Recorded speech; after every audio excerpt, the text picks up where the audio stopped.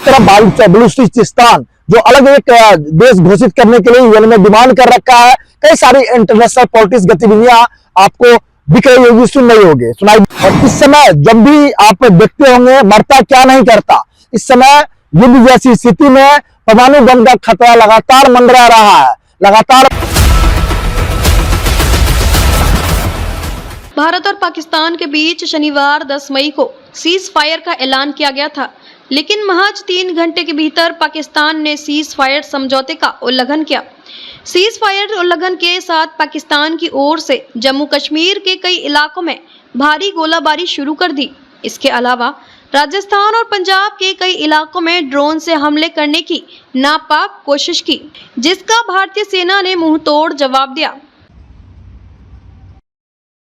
पहलगांव आतंकी हमले के बाद भारत ने सर्जिकल स्ट्राइक करके पाकिस्तान और पाकिस्तान ऑक्युपाइड कश्मीर के 9 जगहों पर सर्जिकल स्ट्राइक करके लगभग 100 उग्रवादियों को मार गिराया।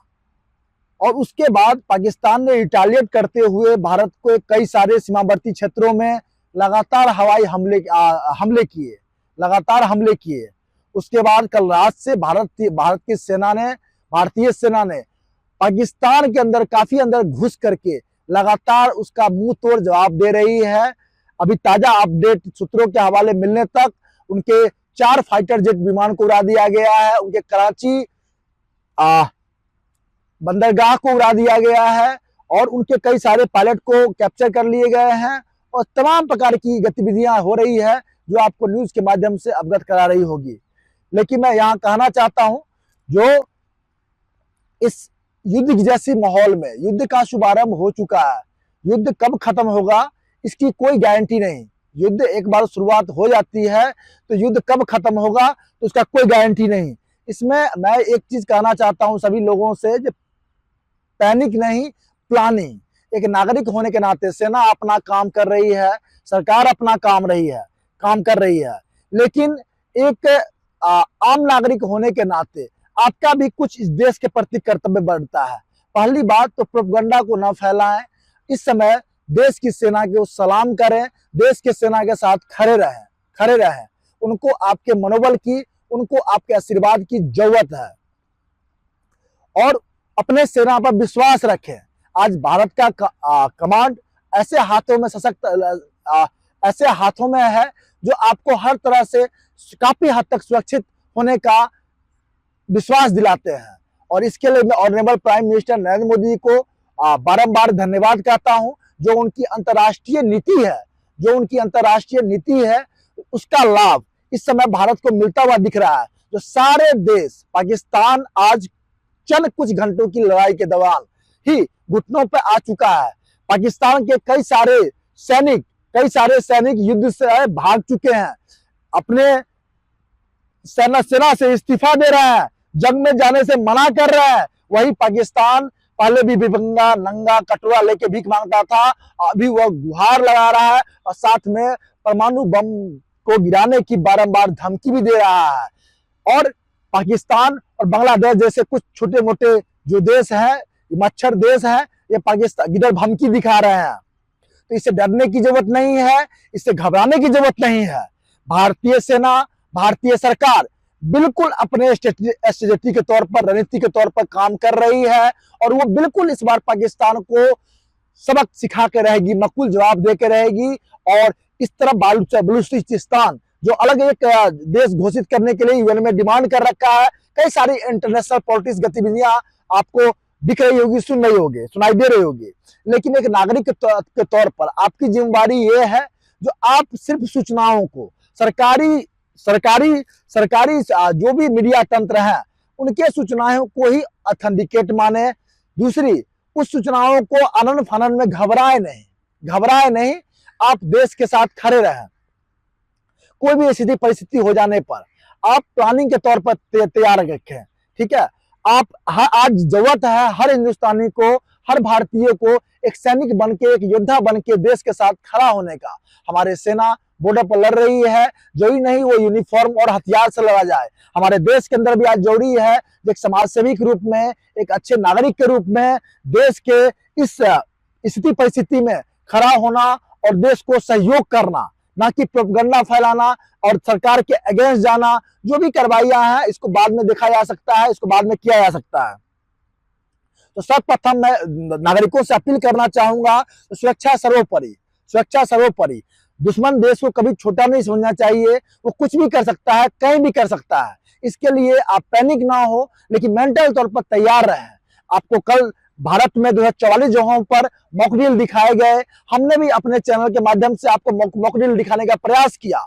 इसको आप देखें, जो मॉकड्रिल क्या होता है, सिविल डिफेंस एक्सरसाइज क्या होता है, सिविल डिफेंस ड्रिल क्या होता है, और इसका खुद भी लाभ लें और समाज को भी लाभान्वित करें। और इस समय जब भी आप देखते होंगे मरता क्या नहीं करता, इस समय युद्ध जैसी स्थिति में परमाणु बम का खतरा लगातार मंडरा रहा है, लगातार मंडरा रहा है, और पाकिस्तान लगातार धमकी दे रहा है। जबकि अमेरिका ने अपील किया है जो पाकिस्तान परमाणु बम की तरफ न बढ़े, नहीं तो बहुत बड़ी ये लड़ाई जो है बहुत विध्वंसक लड़ाई में तब्दील हो सकती है। और भारतीय सेना लगातार अंदर घुस रही है, मुंह तोड़ जवाब दे रही है, रुकने का नाम नहीं ले रही है। तो ये सारी गतिविधियां हो रही है देश और अंतर्राष्ट्रीय स्तर पर। लेकिन आपको मैं कहना चाहूंगा, जब भी आपको कुछ ऐसी समस्याएं होती है जो आपको बताया गया है, जो युद्ध के बादल छाए होने पर या कहीं खतरा का आशंका लगने पर जो ही सायरन बजता है, तो आप ब्लैकआउट ड्रिल जरूर करें, ब्लैकआउट ड्रिल जरूर करें। ब्लैकआउट ड्रिल आपको बताया गया है, फिर से बता रहा हूं, आपको किसी सुरक्षित शेल्टर में जाना है, आपको घर के अंदर प्रवेश करना है, अपने सारे लाइट्स को बंद करने हैं, खिड़की पंखा सबको बंद करना है, पर्दे को गिराना है, ताकि आपका कोई भी रोशनी बिल्कुल बाहर नहीं हो। भारत के कई सारे राज्यों में सीमावर्ती क्षेत्रों में ब्लैकआउट ड्रिल और ये चीजें अप्लाइड कर दी गई है, अप्लाइड कर दी गई है। इससे फायदा ये होता है जो दुश्मन आपको ट्रैक नहीं कर पाता है, यहाँ पर कोई आबादी है या वहां पर मिसाइल या उस बम गिराया जाए। तो आपकी सुरक्षा के लिए बैकआउट ड्रिल को आप अपनाएंगे। बैकआउट ड्रिल में जैसे ही आपको सायरन बजने की सुनाई देती है या आपको सरकार के द्वारा कोई सूचना मिलती है, तो आप घर के अंदर जाएंगे, अपने लाइट पंखे बिजली के सारे चीजों को बंद करेंगे, पर्दे को बंद करेंगे, खिड़की दरवाजे को बंद करेंगे, और बिल्कुल आराम से परिवार के साथ घर में बिना शोरगुल किए हुए, बिना मैसेज का आदान प्रदान किए हुए आप चुपचाप बैठ करके घर पर पानी पीते रहेंगे और संयम से काम लेंगे और सरकारी न्यूज एजेंसियों को फॉलो करेंगे, सरकारी न्यूज एजेंसियों को फॉलो करेंगे।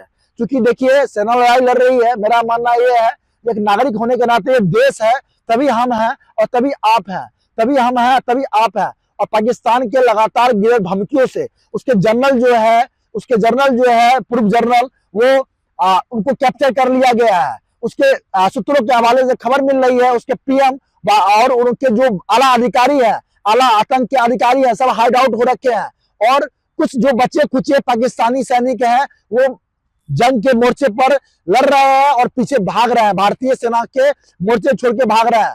तो ये तो मुझे पूरा विश्वास है कि भारतीय सेना उसको कुचल डालेगी, उसको पलवा नहीं लगाएगी, माकूल जवाब दे रही है, हर तरह से जवाब दे रही है। और भारत के साथ आज विश्व भर में इस आतंकवाद की लड़ाई में विश्व भर से लोग भारत के साथ हैं, क्योंकि भारत जो है इस समय धर्म युद्ध लड़ाई लड़ रहा है, भारत धर्म युद्ध की लड़ाई लड़ रहा है। और धर्म जिसका सही होता है, जो धर्म पर होता है, उसकी विजय निश्चित होती है। तो एक नागरिक के तौर पर आपको मैंने बताया जो मौका डील कैसे करना है। अगर आपको आसपास कोई लगता है, क्योंकि देखिए गोली बारूद से भी कैजुअलिटी हो सकती है, नुकसान हो सकती है, क्षतिग्रस्त हो सकती है। कई सारे लोग पैनिक होकर के भी ग्रसित हो सकते हैं, क्षतिग्रस्त हो सकते हैं। आप घर से चढ़ते उतरते समय, बाइक चलाते समय, आप अपने कामों को करते समय, अगर आपका दिमाग अपसेंट है तो आपकी कई सारी गलतियां हो सकती है। इन सब गलतियों से बचेंगे और बिल्कुल देश के सेना के साथ और सरकार के साथ खड़े रहेंगे मजबूती के साथ। सरकार अपना काम कर रही है, सेना अपना काम कर रही है। जरूरत है तो समाज भी अपना काम करे, हर नागरिक अपना काम करे। इस बड़ी से बड़ी जंग की लड़ाई को हम जीत के ही रहेंगे, हम फतेह करके ही रहेंगे। एक मिनट कट करना।